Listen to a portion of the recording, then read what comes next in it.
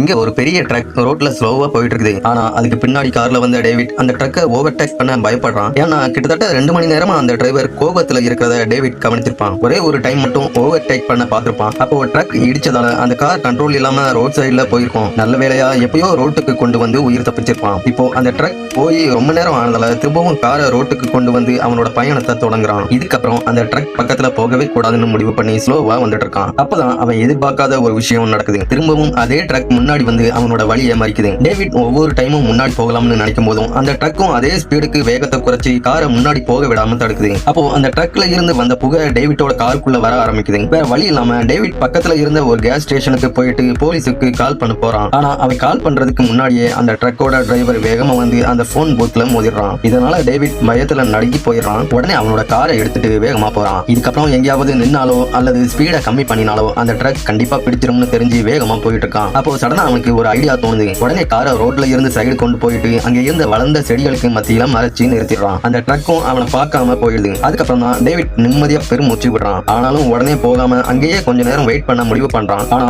ரொம்ப டயர்டா இருந்ததால அப்படியே தூங்கிடுறான். அப்போ திடீர்னு ஒரு பயங்கரமான சத்தத்தை கேட்டு முடிச்சிடறான். பார்த்தா அவனுக்கு முன்னாடி ஒரு ட்ரெயின் போயிட்டு இருக்கும். ட்ரக் அங்க இருந்து போயிருச்சுன்னு கன்ஃபார்ம் ஆனதுக்கு அப்புறமா திரும்பவும் ரோட்ல அவனோட பயணத்தை தொடங்குறான். அப்படியே கொஞ்ச நேரம் எல்லாம் நல்லா தான் போயிட்டு இருக்குது. ஆனா திடீர்னு அதே ட்ரக் அவன் போற பாதையில வழியை மறிச்சிட்டு நிக்கிறத பார்த்து பயங்கர டென்ஷன் ஆயிடுறான். அந்த ட்ரக் ஏன் அவனையே ஃபாலோ பண்ணுதுன்னு அவனுக்கு தெரியல. அதை தெரிஞ்சுக்கிறதுக்காக கார்ல இருந்து இறங்கி ட்ரக்கை நோக்கி வர்றான். ஆனா அவன் பக்கத்துல வந்ததும் அந்த ட்ரக் திரும்பவும் கிளம்பி போயிருது. இதனால அவன் பயங்கர டென்ஷன் ஆகி திரும்பவும் அவனோட காரை எடுத்துக்கிட்டு ஃபைட் பண்ண முடிவு பண்றான். ஆனா அந்த ட்ரக் டிரைவர் கையை அசைச்சு அவனை முன்னாடி போக சொல்றான். உடனே காரை எடுத்துட்டு வேகமா போக ஆரம்பிக்கிறான். ஆனா அந்த ட்ரக்கும் பின்னாடி அவனை ஃபாலோ பண்ணியே வருது. அதை பார்த்ததும் பயத்துல 100 கிலோமீட்டர் ஸ்பீட்ல போறான். அப்பவும் அந்த ட்ரக் ஃபுல் ஸ்பீட்ல அவனையே துரத்தி வருது. அப்போ டேவிட் அந்த ஒரு போலீஸ் காரை பார்த்து அவங்க கிட்ட ஹெல்ப் கேட்கலாம்னு போறான். ஆனா அந்த ட்ரக் போலீஸோட கார்லயே மோதுற மாதிரி வருது. வேற வழி இல்லாம டேவிட் திரும்பவும் தப்பிச்சு போக வேண்டியதா இருக்குது. அப்போ அவன் முன்னாடி ரோடு ரெண்டா பிரியறத பார்த்து மவுண்டன் மேல ஏறுற ரோட்ல போறான். அவன் நினைச்ச மாதிரியே அந்த செங்குத்தான மலையில அந்த ட்ரக்கால வேகமா ஏற முடியல. அப்பதான் கொஞ்சம் நிம்மதியா இருக்கிறான். ஆனா அவனோட கார்லயும் பவர் குறைய ஆரம்பிச்சு ஸ்லோவா போக ஆரம்பிச்சு. இப்படியே போனா ட்ரக் சீக்கிரம் பிடிச்சிரும்னு நினைக்கும் போது சடனா அவனுக்கு முன்னாடி ஒரு பெரிய பள்ளமான ரோடு வருது. உடனே அதுல வேகமா போக ஆரம்பிக்கான். ஆனா ஸ்பீடை கண்ட்ரோல் பண்ண முடியாம ஒரு பாறையில போய் மோதிடுறான். அந்த கண்டிஷன்லயும் காரை வேகமா ஸ்டார்ட் பண்ணி மலையோட உச்சிக்கு போறான். ஆனா அங்க இதுக்கு மேல போறதுக்கு எந்த வழியுமே இல்ல. கடைசியில அவனுக்கு ஒரு ஐடியா தோணுது. அந்த காரோட ஆக்சிலேட்டர்ல ஒரு பைய அழுத்த மாதிரி மாட்டி விட்டுட்டு